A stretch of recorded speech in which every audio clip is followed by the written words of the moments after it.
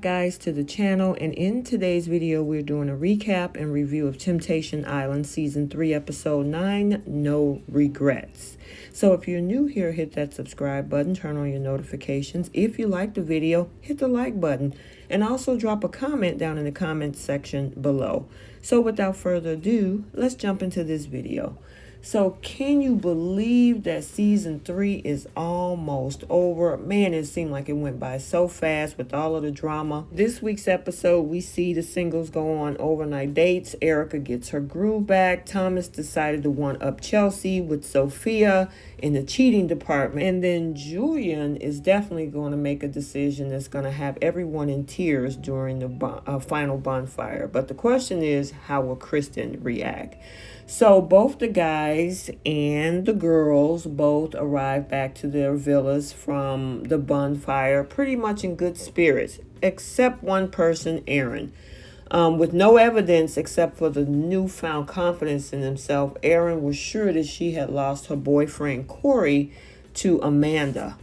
But Aaron lamented and had conversations with Juwan that Corey never mentioned her, and she spent every day crying over him, and that's the thing, if she only knew what Corey did say, spent every day talking about her.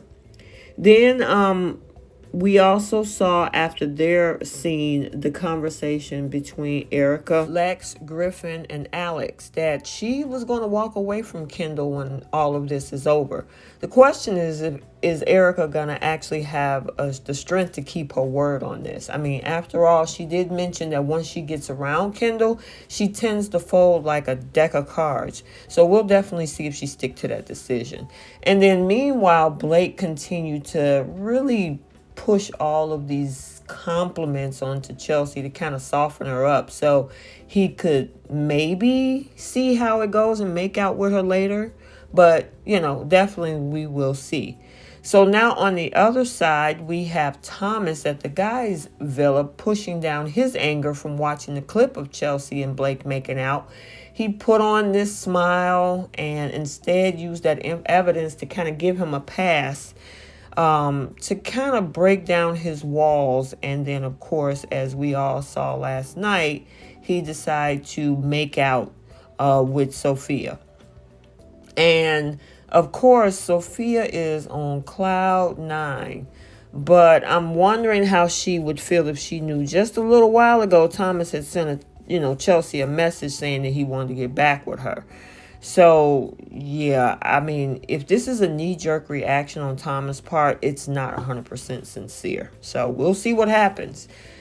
So now we got Kendall when it comes to Alexis and Nicole. But that whole thing with a threesome and a throuple was permanently kind of put to the rest.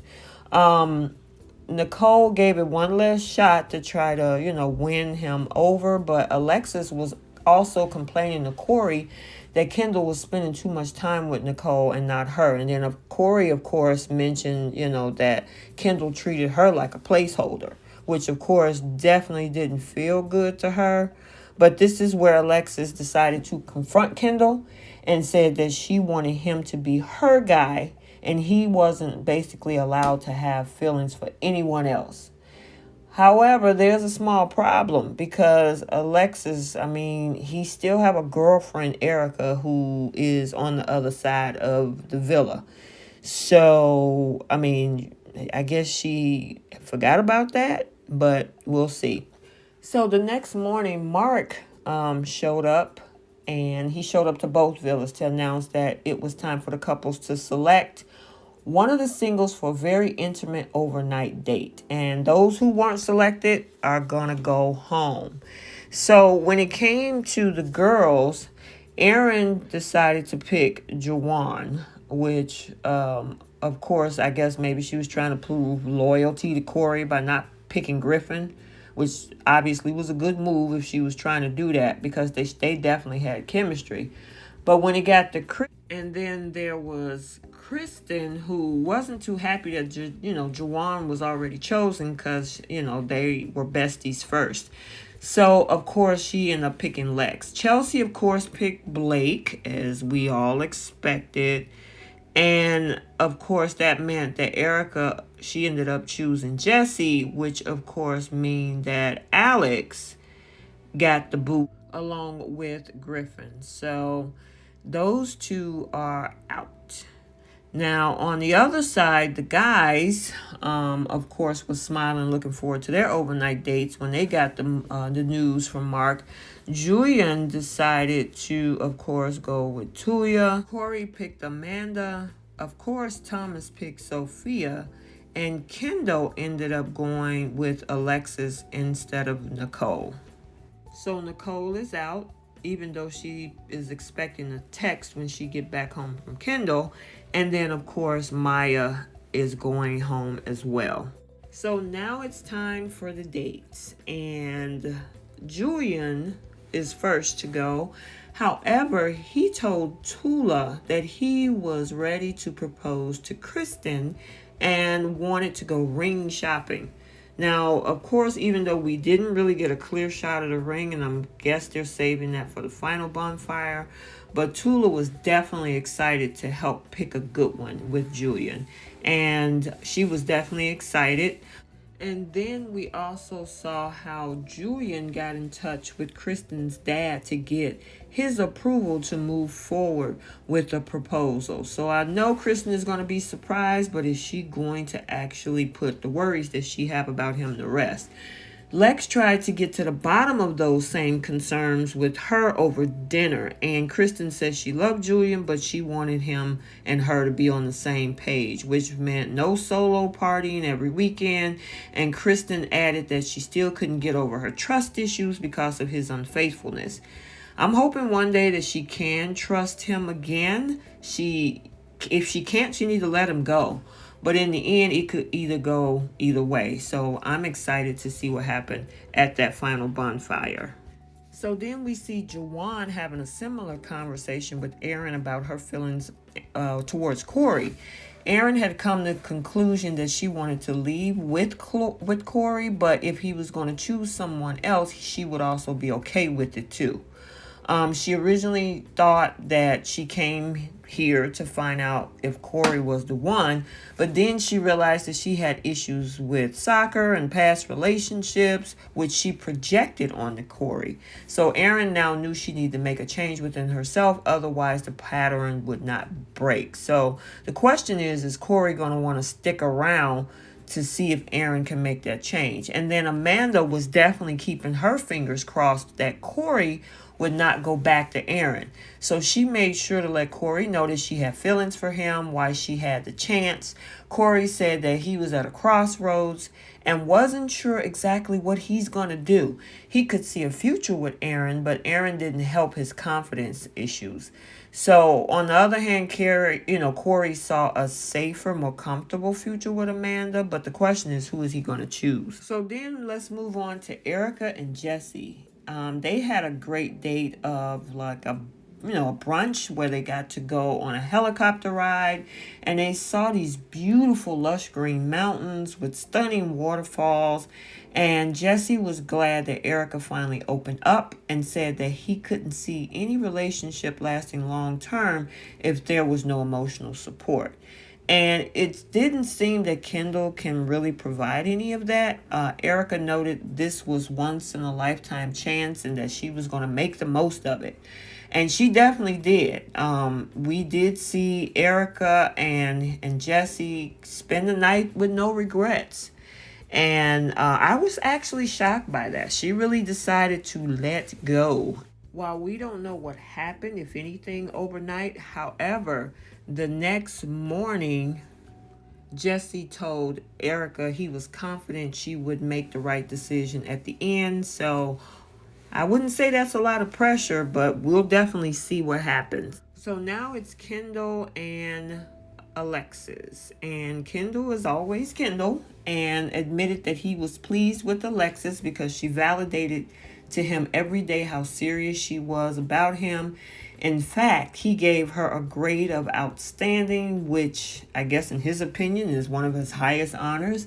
I think, I don't know if she's going to be able to make them sandwiches at 4 in the morning, like he had Erica at that point doing. However, even with her A+ score, Alexis was still worried that Kendall might go back to Erica. And Kendall offered no definite reassurances, but said that he was going to tell Erica what had been going on with Alexis. And I'm thinking she already knows from seeing what happened at the bonfire.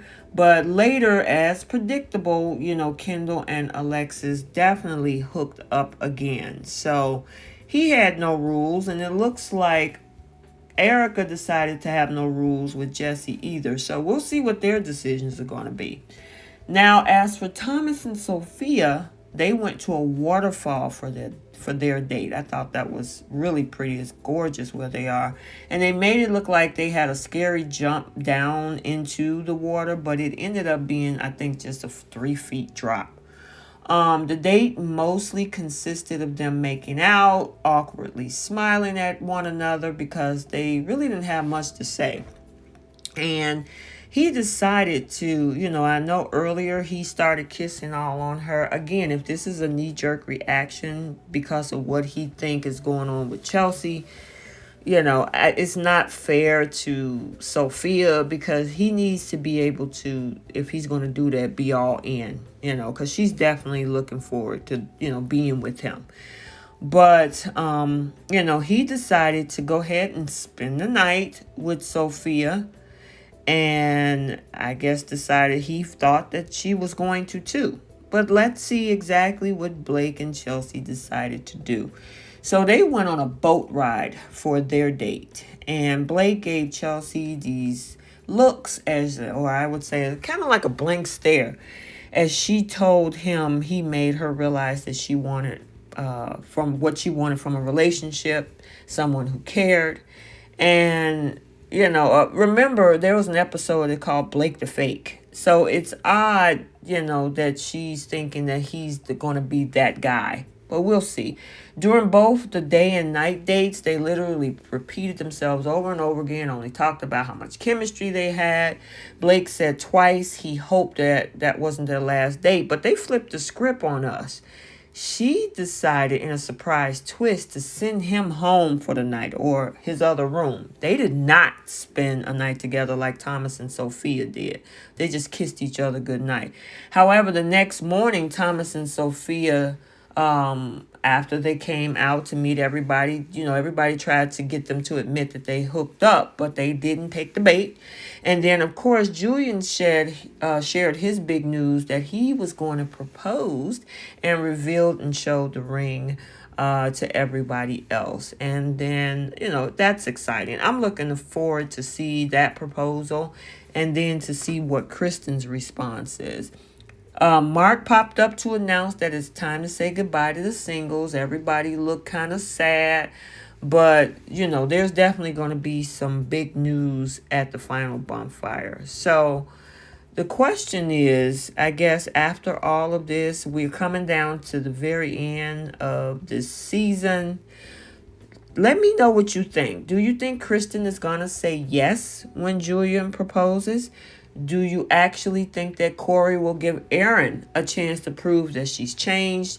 Do you think that Erica is going to forgive Kendall or stick to her guns? And were you surprised that Chelsea and Blake did not hook up for the night? And do you think Thomas and Chelsea will go home together? So let me know what you think. And before we go, let's do our post notification shout out. If you want to be shouted out, drop a comment. I will see you and shout you out. The first one goes to Sydney Moe. Thank you for your comment. I appreciate your support. Thanks for the encouragement. I'm glad you enjoyed the content. And last but not least, Renee, I'm glad you appreciate the review. Thank you as well for engaging in the channel. I really appreciate it. And now into the next video, like, comment, and subscribe, and we will see you soon.